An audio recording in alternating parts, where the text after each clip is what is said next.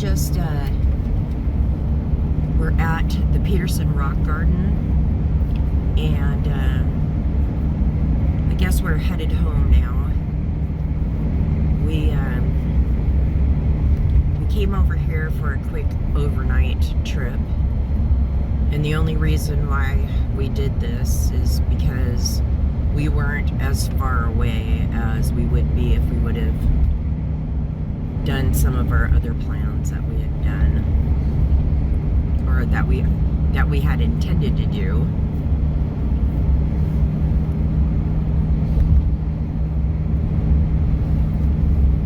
So it's time to get back. Gonna spend Father's Day with my dad tomorrow. Gonna have dinner out.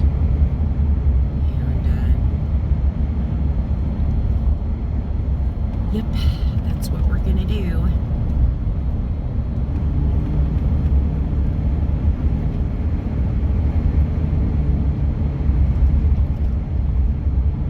It was really fun getting to walk around it's now called the Peterson Rock Garden and Peacock Sanctuary.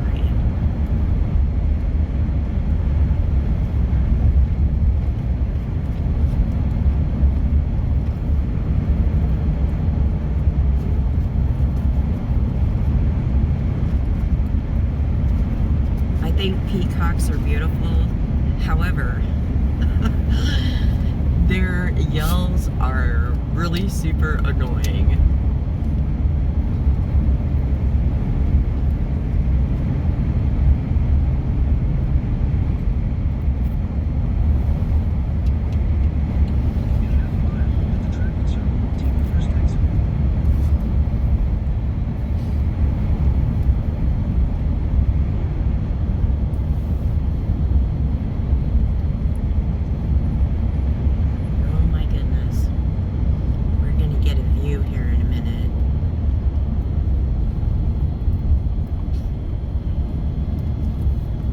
This is the community of Tumalo.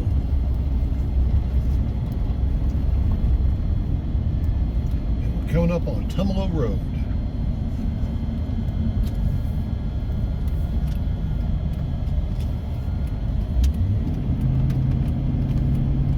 Exit the traffic circle. Continue for 1.5 miles. I guess we'll get a better view here in a moment after we get into a clearer spot, but So we hope. we have the Three Sisters right in front of us. Two of the three. There we go. There's a third one. And then Broken Top, and Yeah, we'll have some pretty good views of the Three Sisters here pretty soon. This is just a beautiful drive. It's a drive that I haven't been on in years. So we had to share it with you. I'm disappearing behind the trees, but they'll get. We'll come back around and go drive right at them here pretty soon. Yep.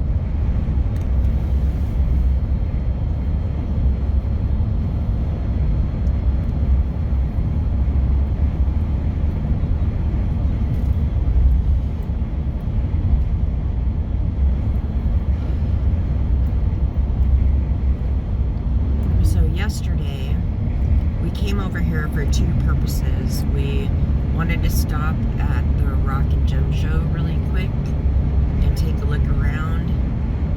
And Scott wanted to talk to some of his buddies that were there. And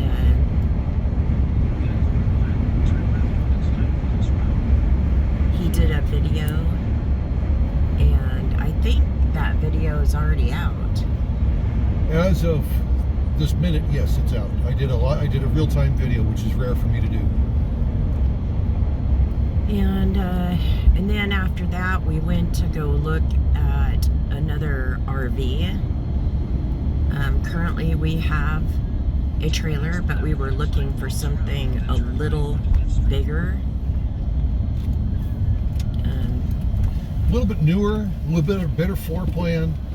Our problem is going bigger may not work, unfortunately.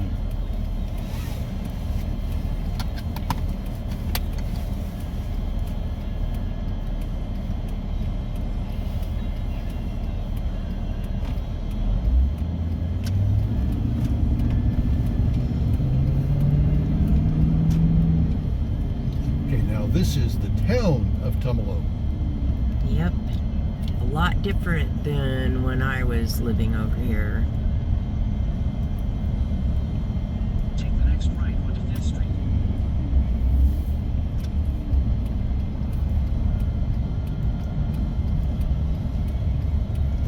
Yeah, look at them gas prices.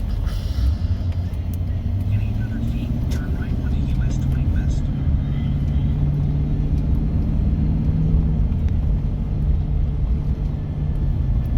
Take the second right onto US 20 West. In this part of Highway 20, there's Tumalo Junction over here off to our left. This part of Highway 20 is going through some major updates and changes. And I don't know if I like it or not. Continue on US 20 West for 15 miles. Now we're on Highway 20. We are headed west towards the town of Sisters, Oregon.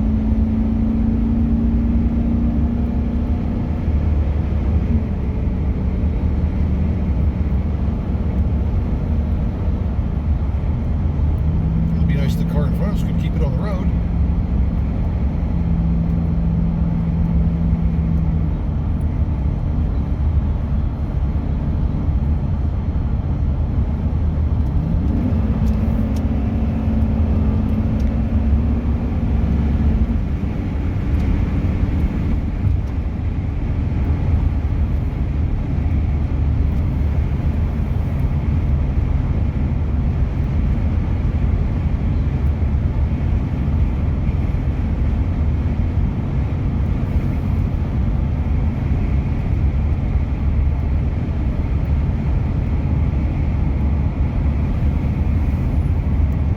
Here's one of those views. Isn't that awesome?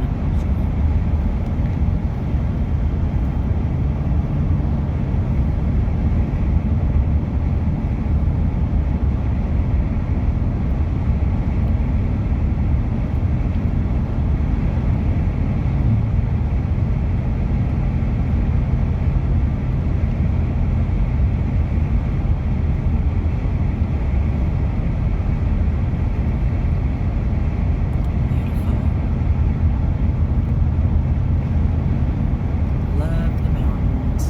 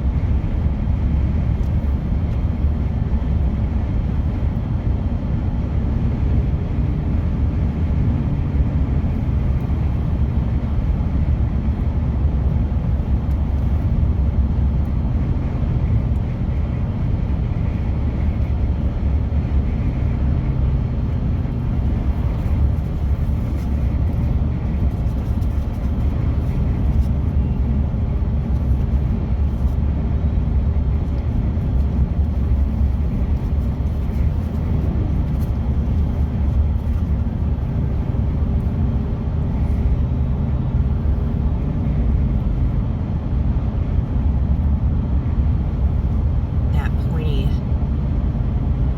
butte in front of us is Black Butte.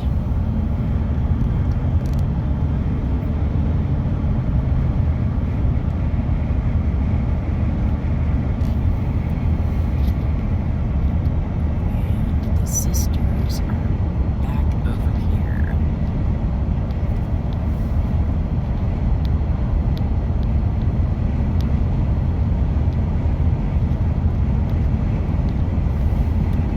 How would you like to have a view from your, well, now that I said that, view is behind the trees, but you get the idea.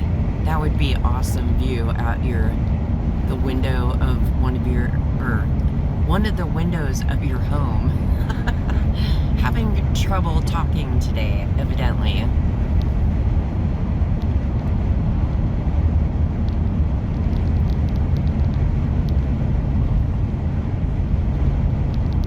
Unfortunately, the land and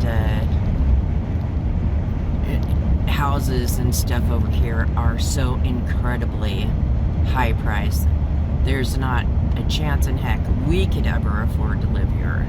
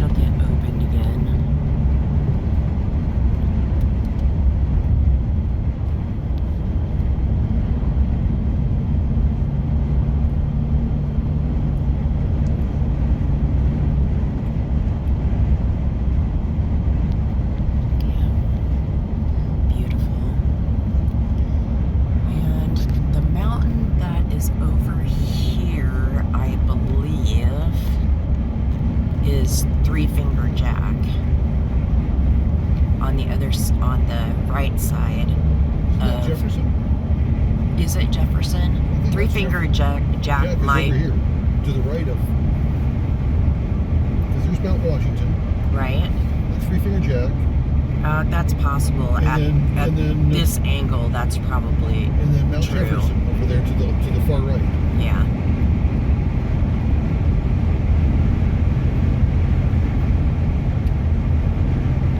I think you're right.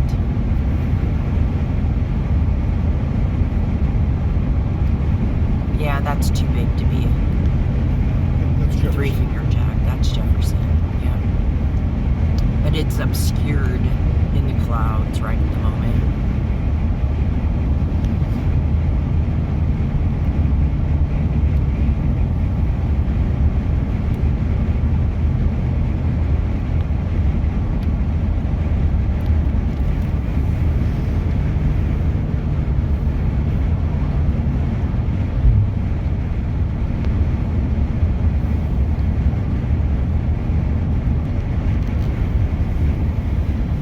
So we took a little pause there because, you know, a lot of you have already seen this area before because, you know, it's one of my favorite areas.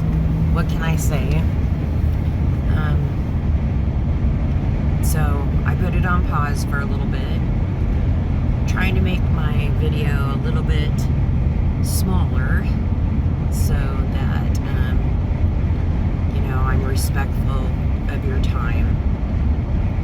And hopefully it'll still be as enjoyable.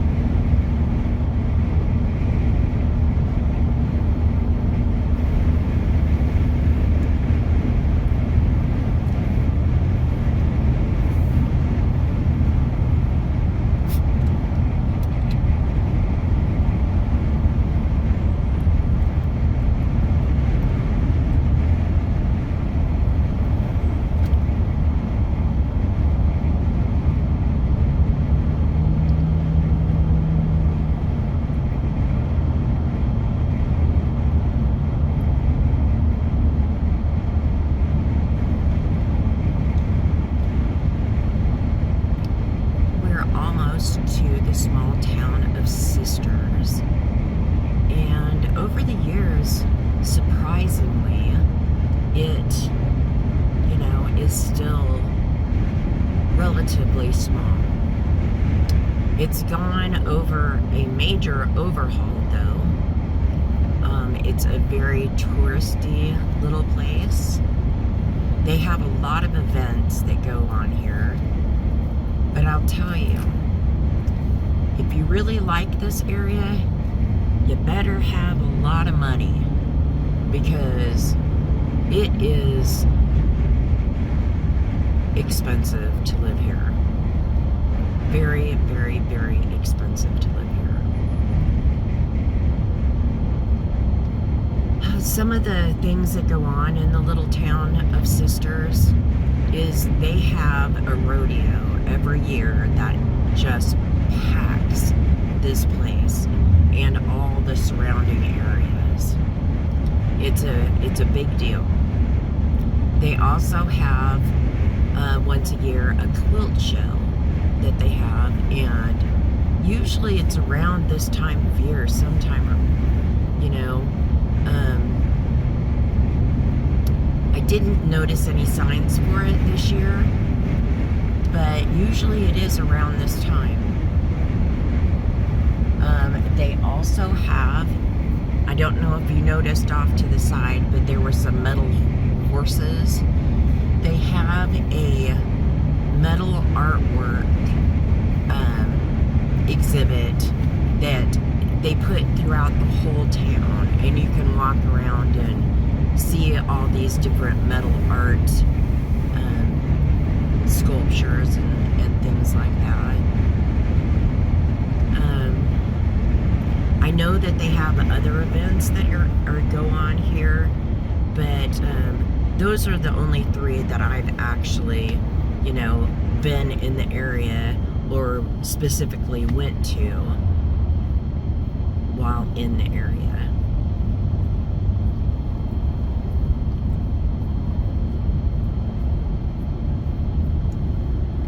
Population 3,286. It's bigger than our town,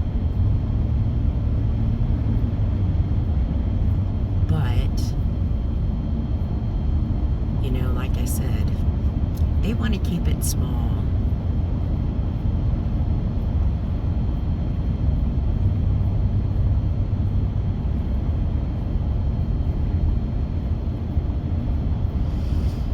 They have and this has been there since before I was living over here. They have a place called Black Butte Ranch, and it has some pretty high-end vacation rentals.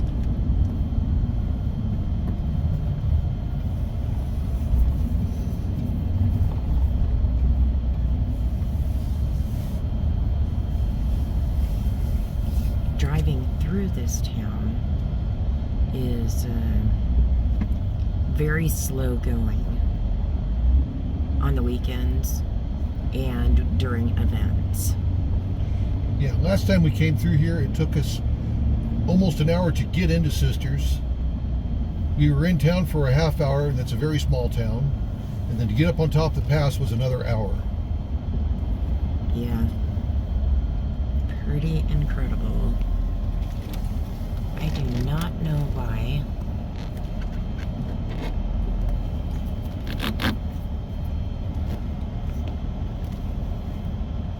Maybe that'll be better.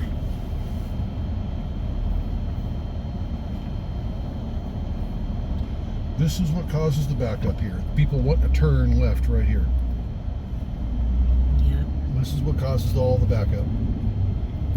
Because it's already backed up way past there, stopped. Because of one person wanting to turn.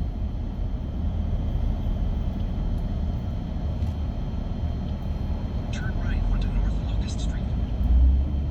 It's just telling us to get around this. Yeah.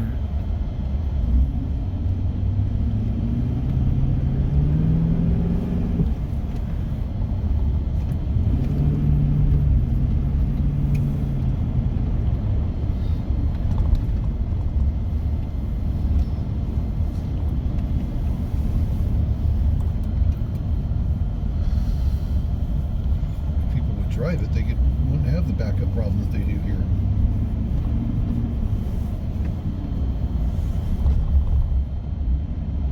Yeah. But But this is a cute little Western style town. Yep. Well, you know, the rodeo here definitely made this town. They've been having, well, I'm not exactly sure what happened. I think my phone overheated a little bit and it just shut off. So we're mostly through, sisters. As you can tell, it's backed up, very backed up.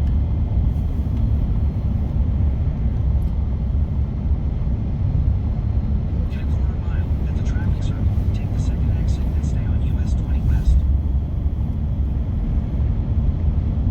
One of these days we'll have to take the McKenzie Pass Highway. That would be fun.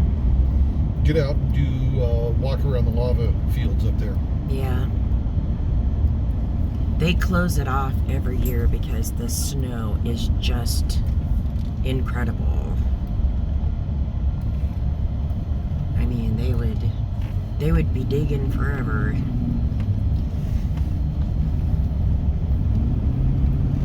Exit the traffic circle onto US 20 West. Continue on US 20 West for 25 miles.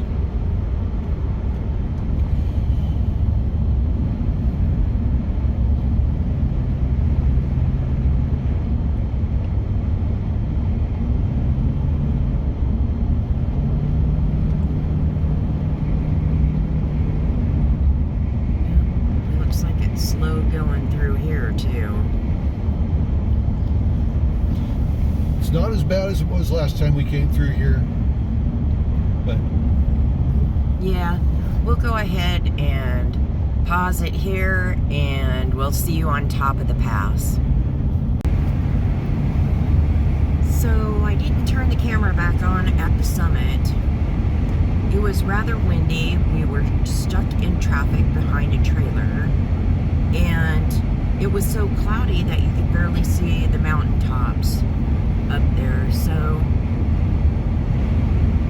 I'm just now turning it back on and we're in the Detroit Wilderness area. it's not wilderness. That's what it said on the sign. No, it's not wilderness. Anyways, we're on the Santiam Highway, headed down to the little town of Detroit. It's a whole 60 degrees.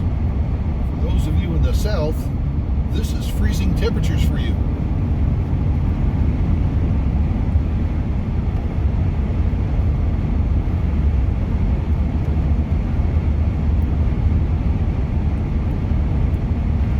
Anyway, this part of the drive,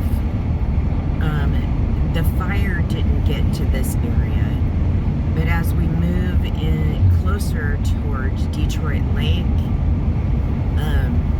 you can see the difference in the trees and the ones that they didn't bother to haul out of there. Now, I understand that they want to leave some wood on the ground for wildlife, but not as much as what's laying down there now.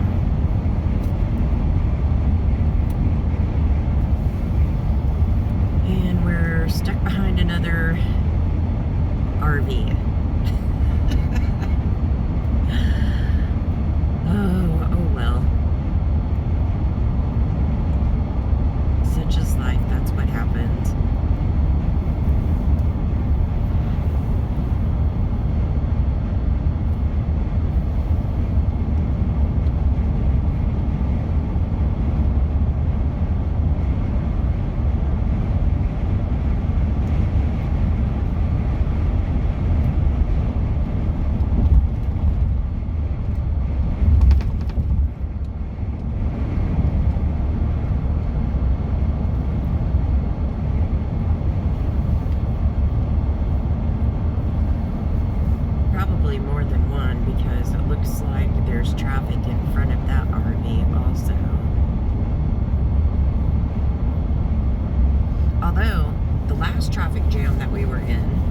was caused by a VW bug, an old one, and it wasn't moving very fast going up the hill.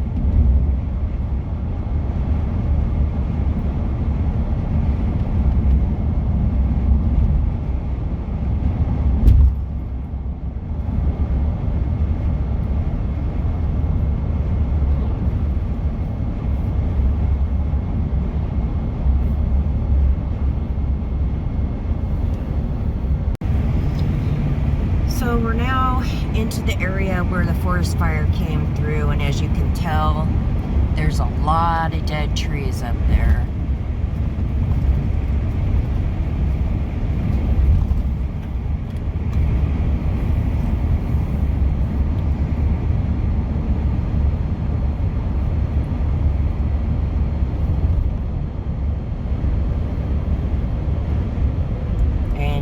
Notice as we go along that there's an awful lot of downed trees that,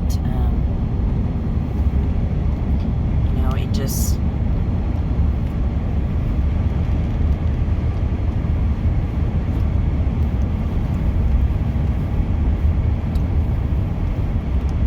alongside of the road over here.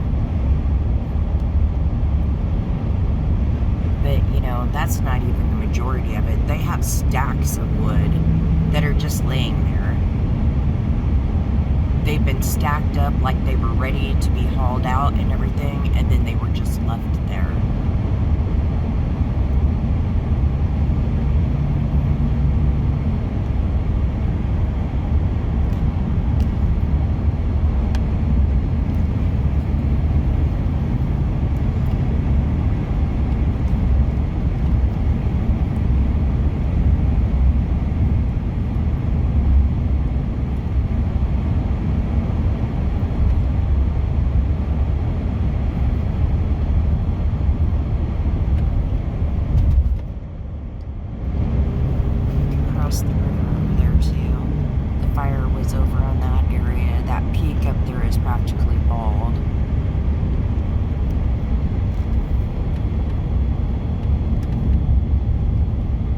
In my opinion, which, you know, doesn't really mean much to the mass, but in my opinion, the amount of downed trees that they have left here all over the place and all the standing dead trees is just waiting for another huge fire in this area.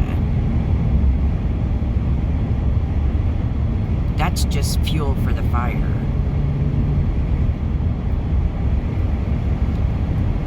And during the summer months, you know, when we do have storms that roll through, a lot of the fires that get started are from lightning strikes.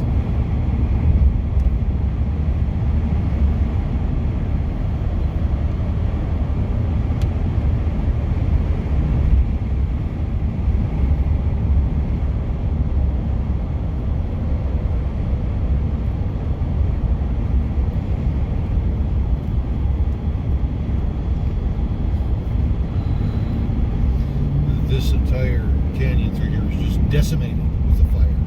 Yeah. This looks nothing like what it used to.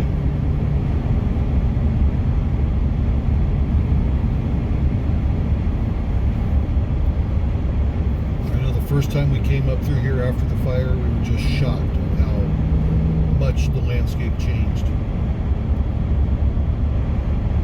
See, it went across the top of that ridge up there and over all of those ridges up there. There's a green spot, well, there's spot right in the here. middle.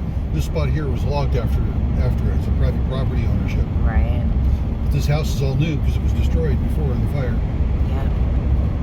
There were so many homes that were destroyed. It was unreal. Then we're going to come into an area that wasn't hardly even touched by the fire. Then we're going to jump ahead, and there'll be another area that's completely decimated by the fire. So fire is very strange in how it acts. Yeah. It's like a living, breathing being that you can never predict what's going to happen with it. So in front of us here is a newer tree farm, and it was hardly even touched by the fire. Yeah. But right next to it, it was burned. Right. And we come around the corner here, and we have some old trees that were not hardly even touched by the fire. Just a few here and there.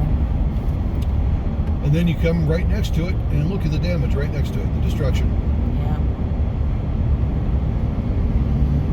That's what makes it so difficult to fight fires around here, is because the fires just don't go like you would expect. A continuous swath and just keep going. They'll bounce around.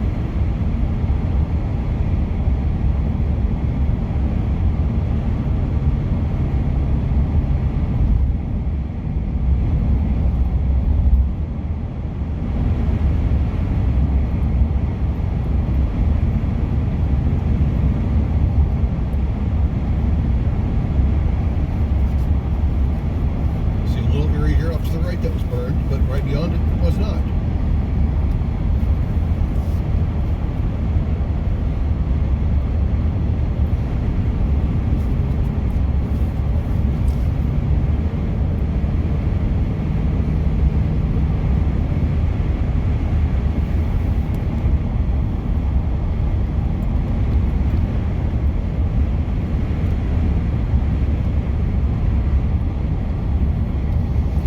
Amazing that this old sawmill here on the left survived.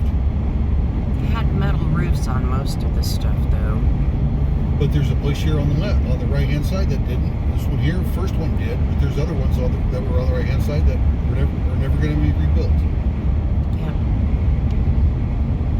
We found, though, that most of the houses that had metal roofs on top of them, they survived.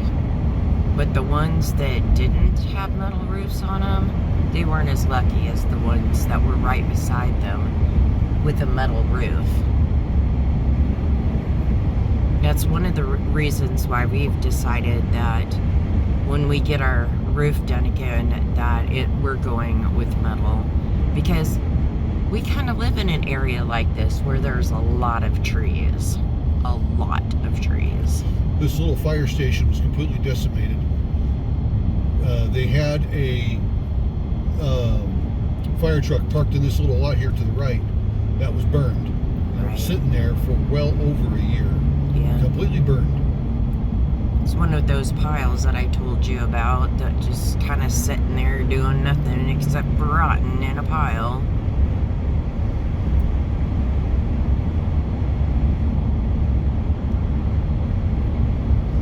See, these homes through here were left okay.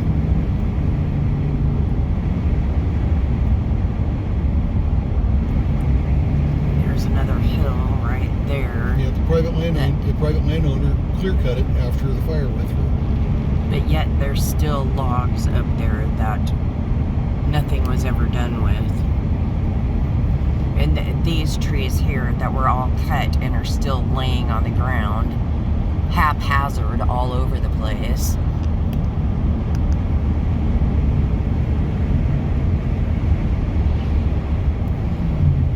And that mountain that's up there, actually there's a couple of mountains that are right in front of us that they have just totally been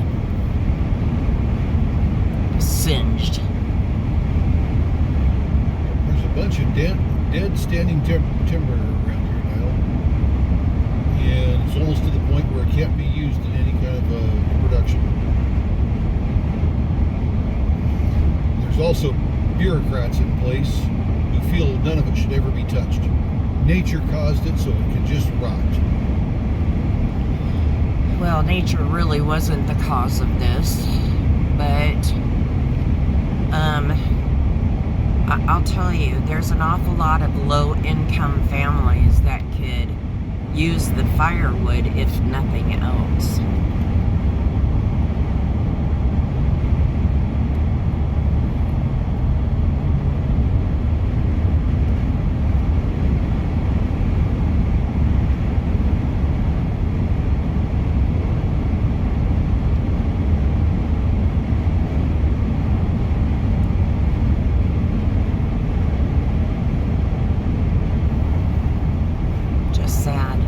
One good thing that has happened recently is that Detroit Lake is full.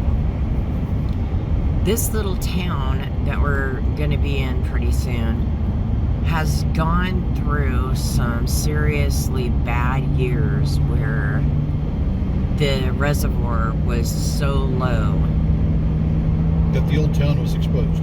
Yeah. I mean, there were things that were exposed that haven't been exposed for centuries. Yeah, there's a couple of horse-drawn wagons that were down the bottom that were exposed.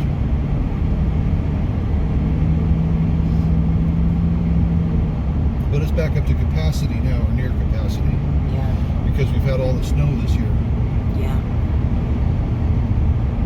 Good snowpack and a lot of rain.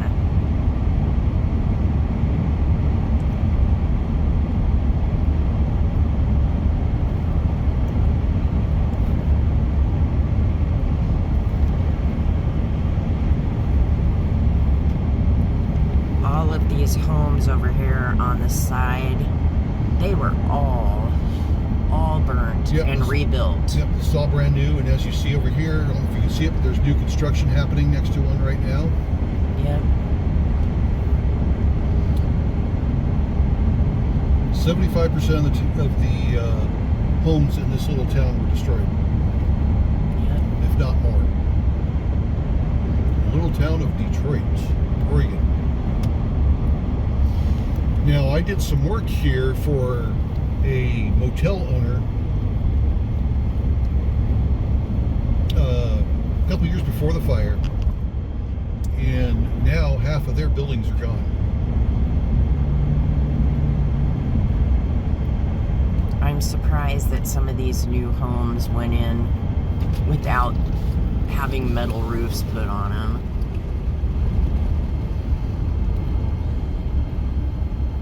There's a grocery store that's missing. The restaurant is missing.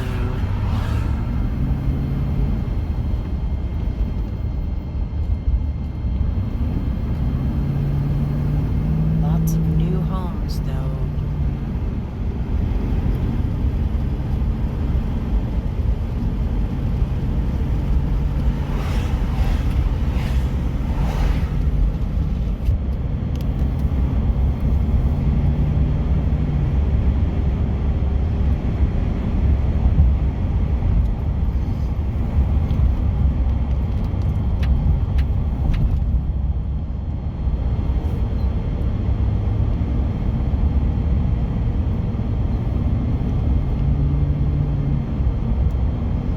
Just went by the Brighton Bush River.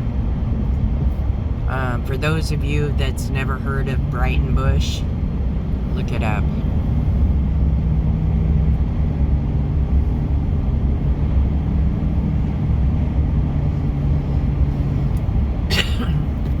It's been around forever too. And it was threatened by the fire as well.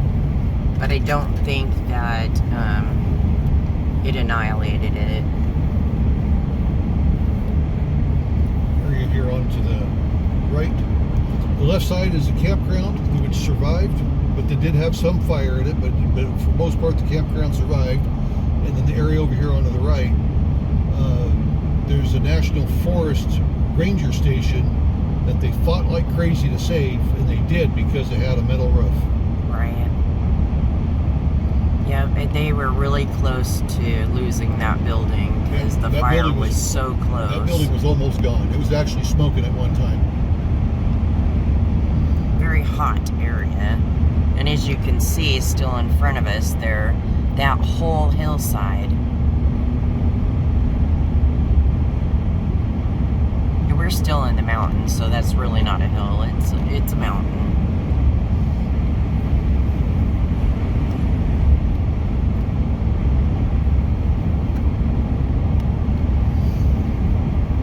This is why so many people in Western Oregon are fearful of wildfires. Yeah. We get awfully nervous of it. Okay, we had to change screens here, change cameras. But what we were talking about is how so many people are fearful of the fires here because of this fire. And the day of the fire, at its height, our skies at 9:30, 10 o'clock in the morning were literally a deep burgundy red, and it was like, I would say darker than twilight. It was very dark outside. Our street lights were on. Yeah. And I think I've got a video of that. I might put a link in the description to a quick little video showing how smoky it was for us 50 miles away.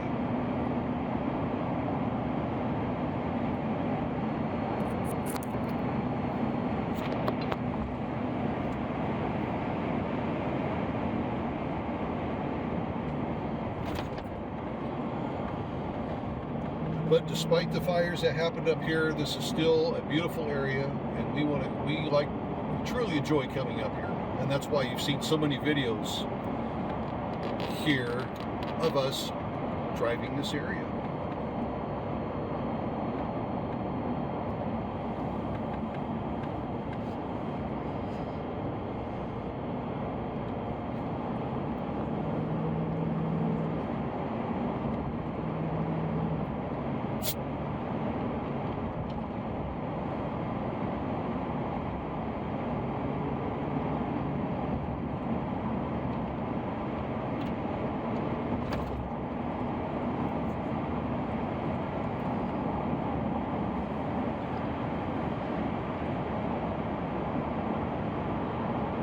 I remember coming through here as a kid and there being waterfalls all down the sides of these hills or mountains on both sides. Both sides of the lake.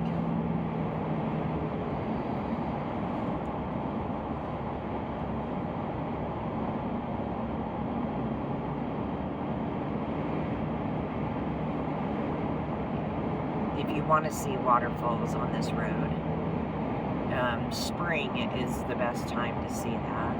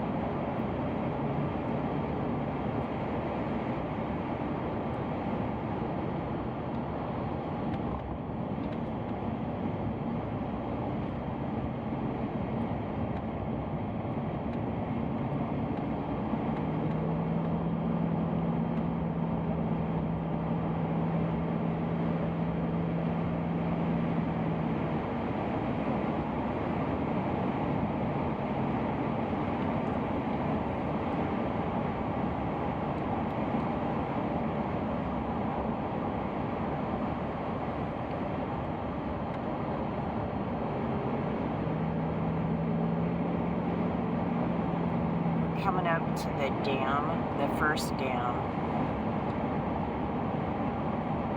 which holds back the majority of the water for the reservoir.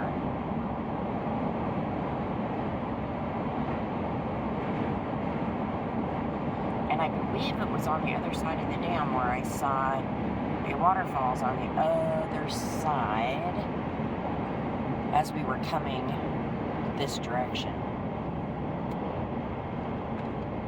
I don't know whether we'll be able to see it or not, but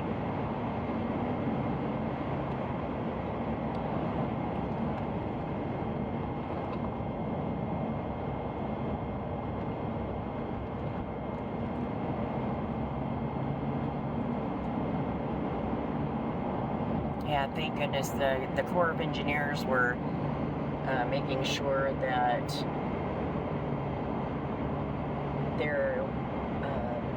that the fire didn't, you know, reach the dam area.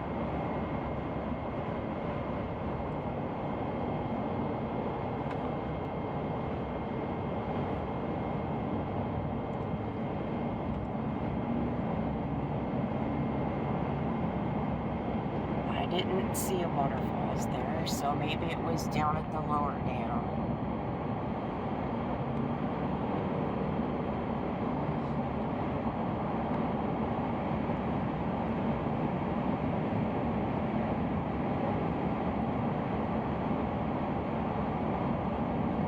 All that gray that you see up there is all the dead wood.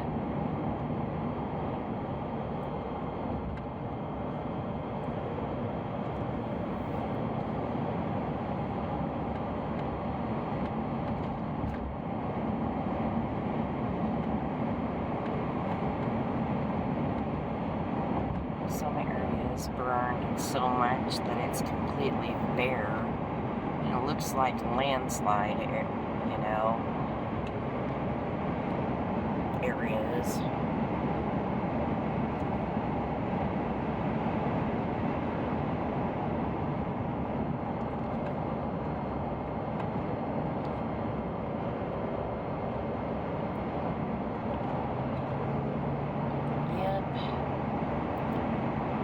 Not be fun if that stuff up there let go and came down.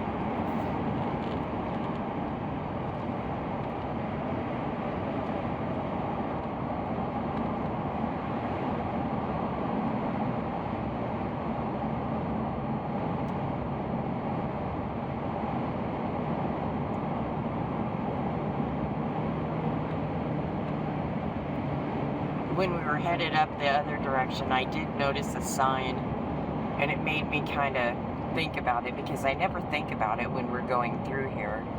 But it was a big sign with red letters that said, "Avalanche area ended." And I was like, what? I've never seen that sign here before.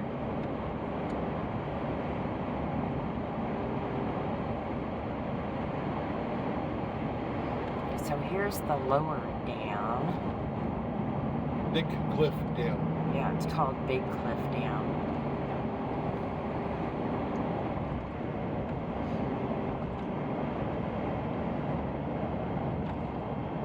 There's another one of those log decks there.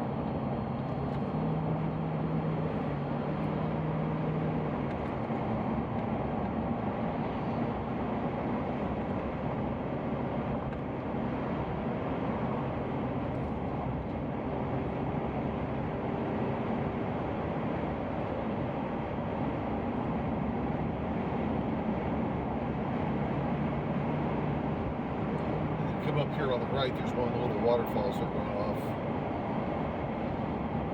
It's going to be kind of a quick glance. I don't think we're going to see it. Right. Waterfalls. Oh, Right yep, there. right there. Yep, that is one of the little ones I remember seeing. I didn't see the one that was on the other side, though. I don't know if it just dried up or what.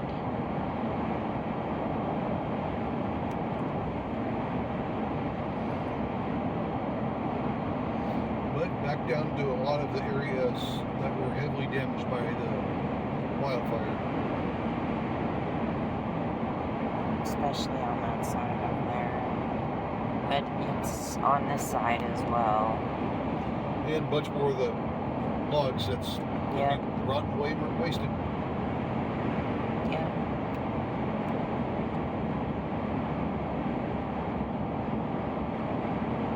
You've only seen just a small smidgen of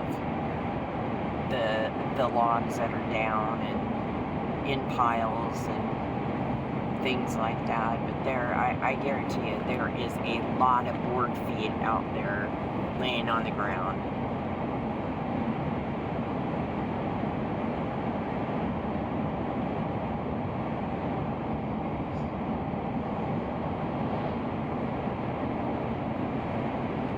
log cabin back there was lucky, but it had a metal roof. Again, it had a metal roof on it. Yep.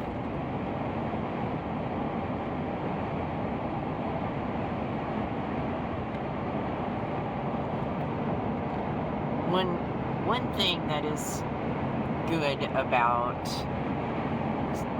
the devastation that happened is that you can now actually see the river on the other side of the road. Before, that was not possible because the trees were so thick.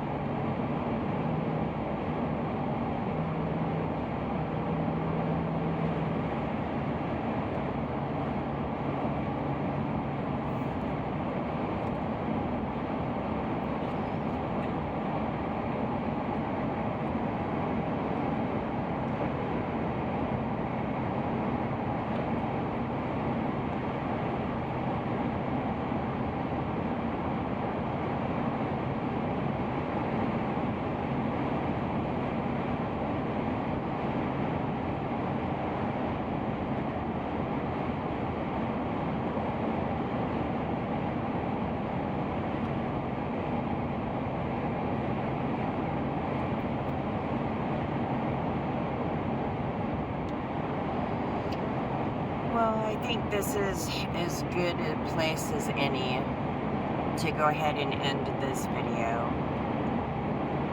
We appreciate you very much for coming along on the drive with us, and I'll see you next time. Bye for now.